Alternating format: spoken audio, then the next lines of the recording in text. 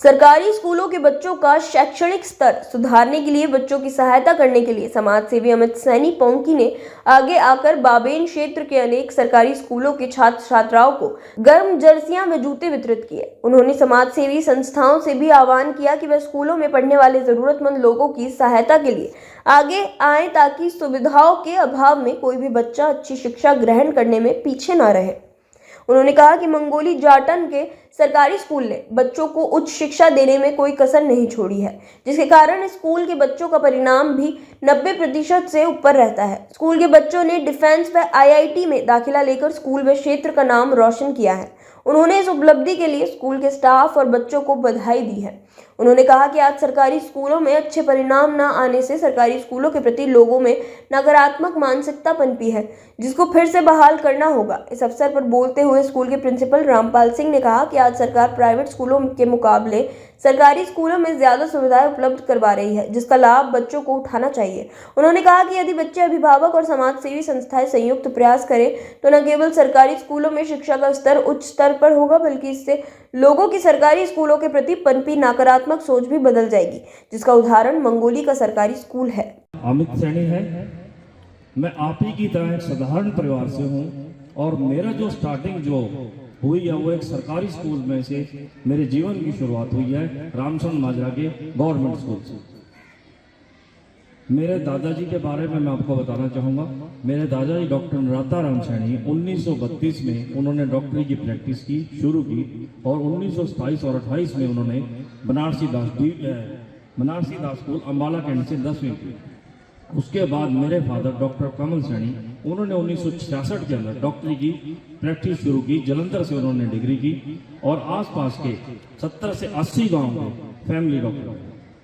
मैं आपको एक बात इसलिए ये बता रहा हूँ अपने फादर के बारे में और अपने दादा के बारे में इसलिए बता रहा हूँ कि मेरे परिवार से मेरे दादा ने पढ़ाई की और वो पढ़ लिख गए। जब वो पढ़ लिख गए तो मेरे परिवार की जो दशा थी वो सुधरी। इसीलिए मैं आपको ये कहना चाहता हूँ कि अगर आप में से, आपके परिवार में से कोई एक बच्चा अगर पढ़ जाता है और पढ़ लिख के कामयाब हो जाता है तो आपके परिवार की दशा सुधर जाएगी। मेरा यही मैसेज, यही बात बताने का यही था कि पढ़ाई के अलावा आपके पास कोई और चारा नहीं है कि आप अपने परिवार को सुधार सकें। दूसरा, मैं आपको एक चीज़ और बताना चाहूँगा कि मैं बहुत सारे सरकारी स्कूलों में गया हूँ। सरकारी स्कूल में बच्चे बहुत कम एडमिशन लेते हैं, प्राइवेट स्कूल की तरफ ज़्यादा जाते हैं। बल्कि आपके स्कूल, जो सरकारी स्कूल के जो टीचर हैं वो उन प्राइवेट स्कूलों से ज़्यादा क्वालिफाइड हैं। कारण क्या है? व्यवस्था। हम अगर व्यवस्था परिवर्तन कर दिया जाए तो जितने भी बच्चे हैं वो स्कूलों में आना शुरू हो जाएंगे, वो प्राइवेट की जगह सरकारी स्कूलों में। आपको एक छोटा सा एग्जांपल देता हूँ। जब आप यहाँ से पढ़ के कॉलेज में जाएंगे और जो बच्चे किसी भी प्राइवेट स्कूल से पढ़ के वहाँ पे गए हैं, चाहे वो पैसे वाले हैं या नहीं हैं, वो लोग वहाँ पे लाइन में लगा कर खड़े हैं, लाइनें लगा के खड़े हैं सरकारी स्कूल में एडमिशन के लिए।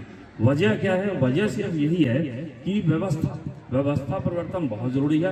अगर सरकारी स्कूलों में व्यवस्था परिवर्तन हो जाए तो आपके यहाँ पे बच्चे अपने आप आएंगे, उनको जबरदस्ती लाने की जरूरत नहीं है। दूसरा, मैं आपको एक बात और कहना चाहता हूँ कि मैं आपके स्कूल में आया, लेकिन मैंने ये पहला स्कूल देखा इतने स्कूलों में जिसकी व्यवस्था बहुत अच्छी है। और मुझे अभी प्रिंसिपल सर ने ये बताया कि हमारे स्कूल से, आपके स्कूल से एक बेटी IIT रुड़की में एडमिशन हुआ है और 3 बच्चों का NDA में एडमिशन हुआ है। ये बहुत ही ज़्यादा सराहनीय काम है जो इस स्कूल में किया है। इसके लिए मैं बधाई प्रिंसिपल साहब को और सभी टीचिंग स्टाफ को इसकी बधाई दूंगा और साथ में आप सभी को इसकी बधाई दूंगा। और मैं इसी के साथ अपने शब्द यहीं पे वो करता हूँ और जय हिंद।